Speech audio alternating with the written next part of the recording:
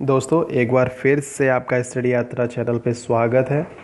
अगर आप सोच रहे हैं कि किसी कोचिंग में जाकर जनरली स्टडी जैसे सब्जेक्ट के लिए, जैसे इकोनॉमिक्स, पॉलिटी, ज्योग्राफी, हिस्ट्री के लिए हज़ारों फीस देकर ज्वाइन कर लें, तो ये आपकी मर्ज़ी है। वेस्ट करिए मनी को प्लस टाइम को भी, पर मैं स्टडी यात्रा चैनल पर इन कोर्सों को इन द फ्यूचर प्रोवाइड करा दूंगा और उसी पर अभी काम भी चल रहा है। तो चलिए शुरू करते हैं। एक चीज़ और, एक सूचना और कि न्यू स्टूडेंट जो लोग हैं वो चैनल को सब्सक्राइब कर लें न्यू अपडेट्स के लिए।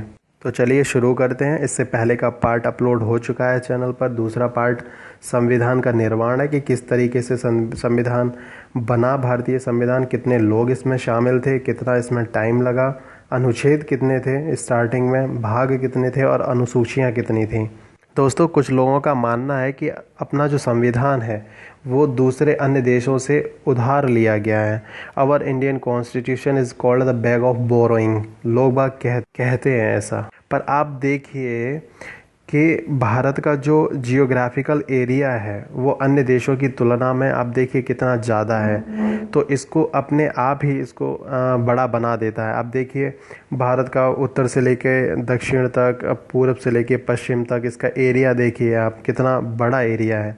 दूसरी चीज़ आप देखिए रिलीजन डाइवर्सिटी देखिए आपको, कि हर तरीके का इंसान, हर तरीके धर्म का लोग यहाँ पर रहते हैं। इसीलिए अपनी प्रस्तावना में भी जोड़ा गया सेकुलरिज्म। आप देखिए आगे चल के हम आपको बताएंगे कि समाजवादी क्यों जोड़ा गया इसीलिए। और जब रिलीजन डाइवर्सिटी इतनी ज़्यादा होगी तो ऑटोमेटिकली कल्चरल डाइवर्सिटी है वो भी ज़्यादा हो जाएगी।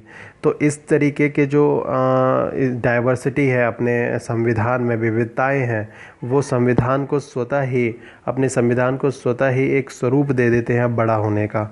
ठीक है, तो उसमें बड़ा होने का ऐसा नहीं है कि संविधान को दूसरे अन्य देशों से उधार ले लिया गया, कॉपी कर दिया गया इसलिए बड़ा है, ऐसा बिल्कुल नहीं है, बिल्कुल नहीं है। तो भारतीय संविधान विश्व का सबसे विशाल लिखित संविधान है। इसके निर्माण में 2 वर्ष 11 माह और 18 दिन का समय लगा था। पहले बहुत ज़्यादा पूछे जाते थे इस तरीके के क्वेश्चंस कि कितना समय लगा था, लगभग 3 साल लगा था। तो 2 साल 11 माह याद करने की ज़रूरत है नहीं, क्योंकि पूछा ज़्यादा भी नहीं है। ठीक है, एक इन्फॉर्मेशन के तौर पर आप रख सकते हैं। फिर आगे देखते हैं कि इसमें आरंभ में 395 अनुच्छेद थे, 12 भाग और 8 अनुसूचियाँ थी। ये भी अब नहीं पूछा जाता किसी भी एग्ज़ाम में। इनफैक्ट वन डे एग्ज़ाम जो होते हैं उनमें भी नहीं पूछा जाता है।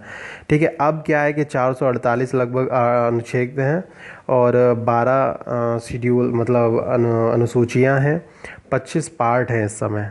उसके बाद कुछ शेड्यूल्स को भी जोड़ा गया, जैसे एंटी डिफेक्शन लॉ, हम लोग आगे देखेंगे इसको, दल बदल, पंचायती राज, म्यूनिसिपैलिटी, ये आगे हम लोग पढ़ेंगे। तो आपको इसमें सिर्फ ध्यान देने की बात यह है कि भारतीय संविधान जो है वो सबसे बड़ा लिखित संविधान है अपने देश का। और दूसरा ये है कि कितने कितने शेड्यूल्स अब तत्कालीन समय में मौजूद हैं। दोस्तों धीरे धीरे याद करिए, धीरे धीरे एक एक चैप्टर, एक एक पार्ट मैं आपको दे रहा हूँ, टू द पॉइंट दे रहा हूँ। इसीलिए कोचिंग में कोई भी मतलब इधर उधर की फालतू बातें नहीं कर रहा हूँ। आप टू द पॉइंट आप इसको याद करिए। हाँ, मैं वादा करता हूँ कि इससे बाहर क्वेश्चंस नहीं जाएंगे। चलिए इस तरीके की सीरीज़ को ज्वाइन कर लीजिए और आगे के पार्ट के लिए बने रहिए। Thank you. आपकी स्टडी यात्रा मंगलमय हो।